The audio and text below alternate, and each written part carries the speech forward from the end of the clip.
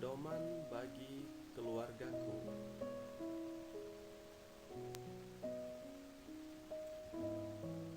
Perkenalkan, nama saya Bapak Melki Koyong.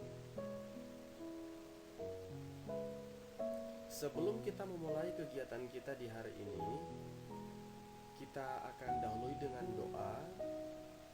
Dan mari adik-adik sekalian, silakan pause dulu videonya dan kalian mulai berdoa.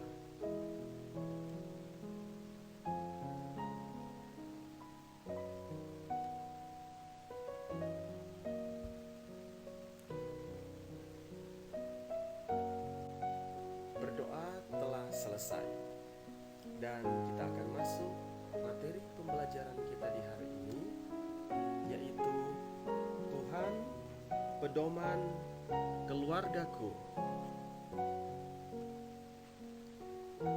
Tujuan pembelajaran kita, setelah mengikuti proses pembelajaran, peserta didik diharapkan dapat menjelaskan pengertian dan bentuk keluarga, kemudian menguraikan fungsi keluarga, mengungkapkan peran Allah dalam kehidupan keluarga, menghayati dan memaknai peran Allah dalam kehidupan keluarga dengan menjunjung tinggi nilai Kristiani. Apakah pengertian dan fungsi keluarga? Dalam masyarakat dapat ditemukan bahwa keluarga terdiri atas dua bentuk, yaitu keluarga inti dan keluarga besar.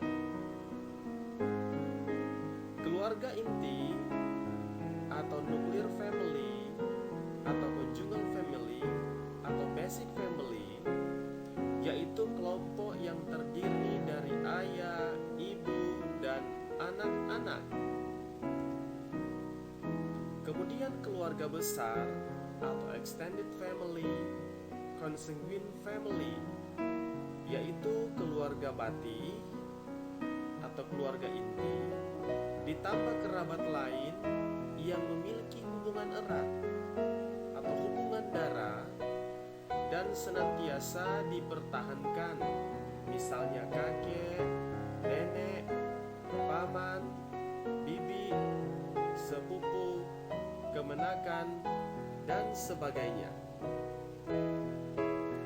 Banyak definisi yang berbeda tentang keluarga, tapi dapat dilihat kesamaan dan ciri pokok keluarga, yaitu keluarga merupakan kelompok atau persekutuan sosial yang paling kecil. Yang kedua, keluarga terbentuk apabila ada ikatan darah, perkawinan, atau adopsi.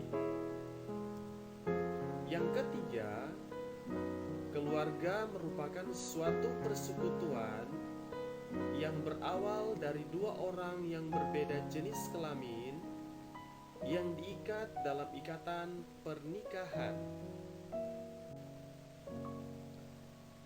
Fungsi-fungsi keluarga menurut para sosiolog. Pertama, fungsi biologis. Apa fungsi biologis? Fungsi biologis berkaitan dengan pemenuhan yang bersifat biologis. Misalnya, makan untuk memenuhi kebutuhan gizi keluarga, serta memelihara dan merawat anggota keluarga secara fisik. Yang kedua, fungsi sosialisasi. Apa fungsi sosialisasi? Yaitu yang berhubungan dengan pembentukan kepribadian anak. Yang ketiga, fungsi afeksi yang berhubungan dengan kasih sayang, keintiman, perhatian, dan rasa aman yang tercipta dalam keluarga. Selanjutnya, fungsi edukatif.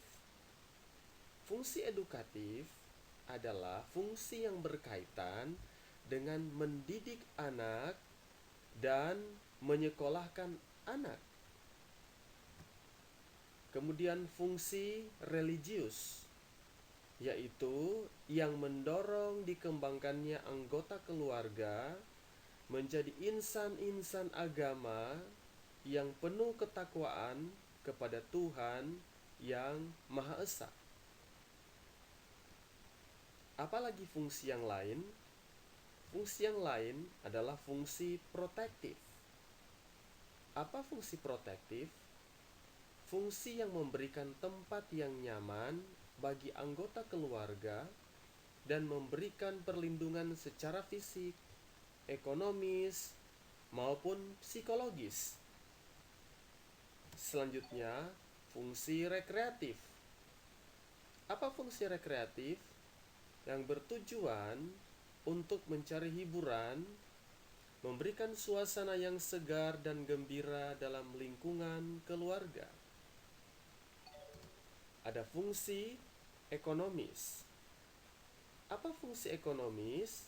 Fungsi ekonomis yang berkaitan dengan orang tua yang mencari sumber-sumber penghasilan untuk memenuhi kebutuhan keluarga dan pengaturan penggunaan penghasilan keluarga untuk memenuhi juga kebutuhan keluarga.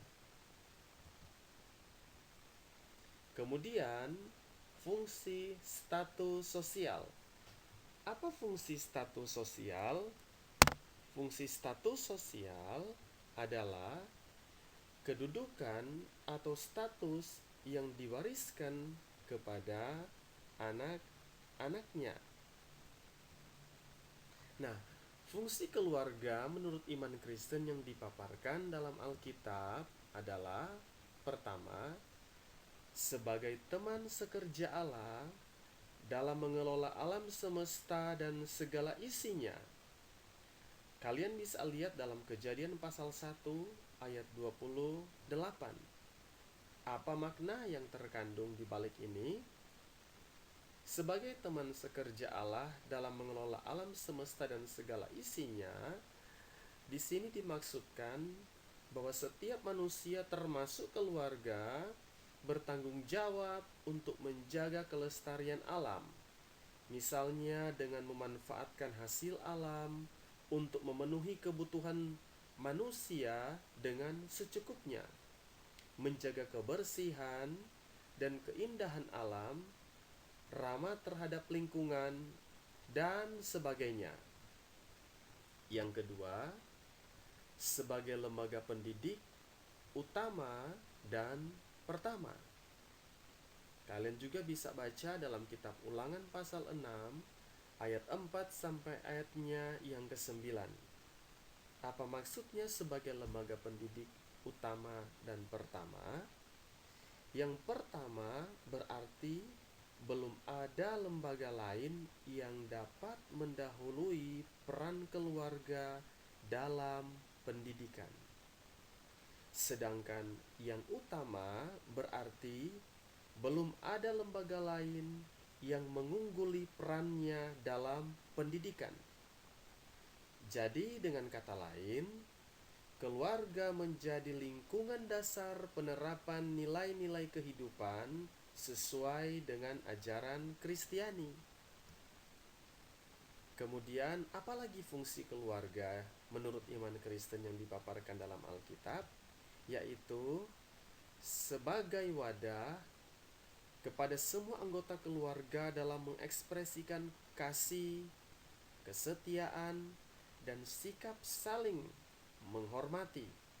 Kalian juga bisa baca di dalam Efesus pasal yang kelima ayat 22 sampai 23, pasal 6 ayat 1 sampai ayatnya yang ketiga. Nah, apa maksudnya?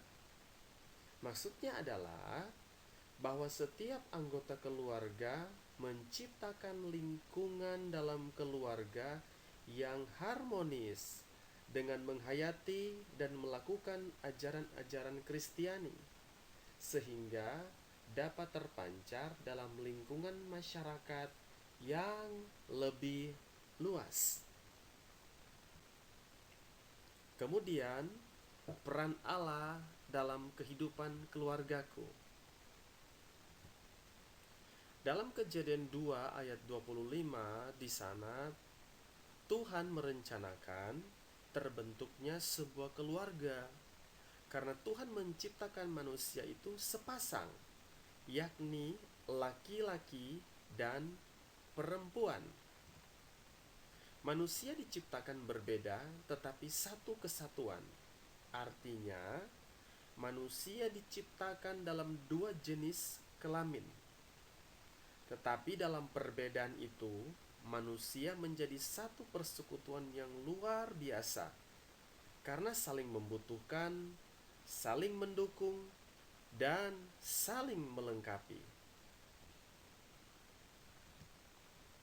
Pentingnya peranan keluarga Kristen antara lain yaitu keluarga sebagai pusat pembentukan kehidupan rohani.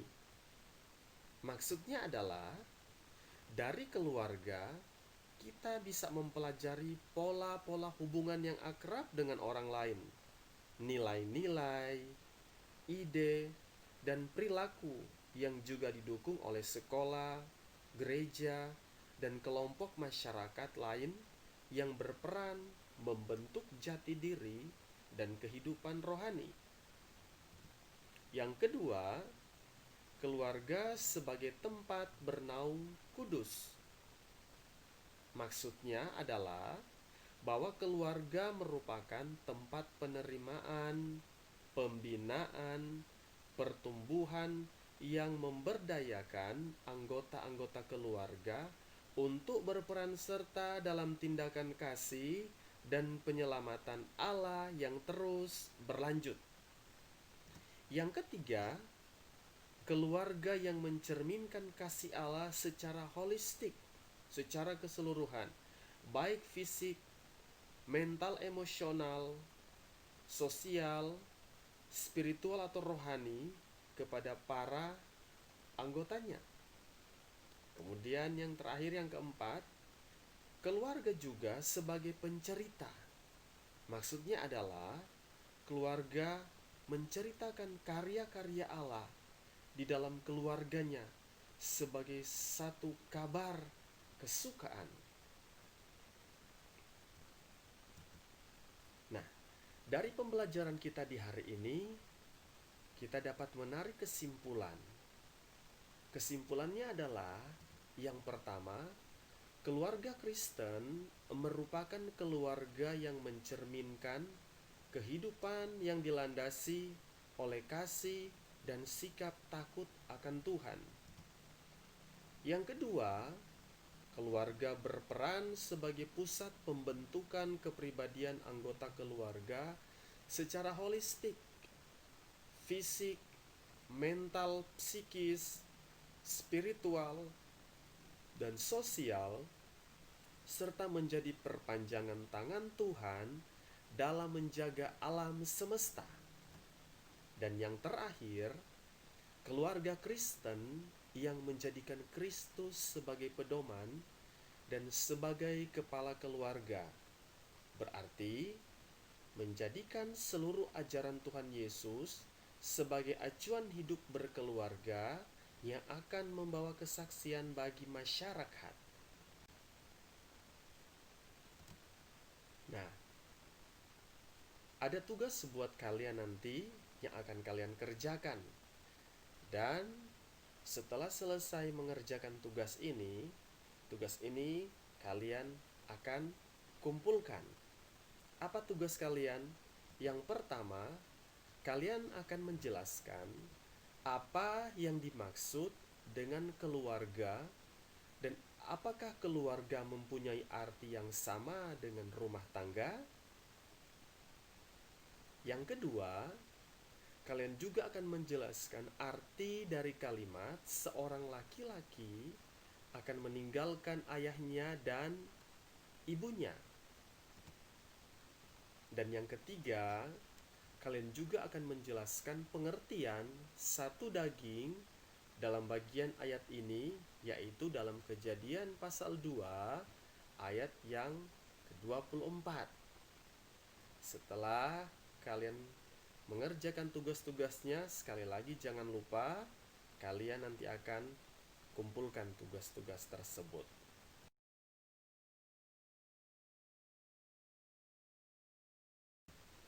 Nah, baik. Sebelum kita mengakhiri pelajaran kita di hari ini, kita akan tutup dengan doa. Baik, kalian silakan pause dulu sejenak video ini dan kalian berdoa mengakhiri pembelajaran kita di hari ini.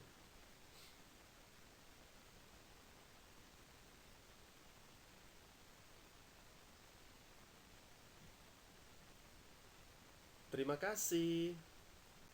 Materinya sudah selesai dan Tuhan Yesus memberkati kita semua. Sampai jumpa di pembelajaran materi berikutnya.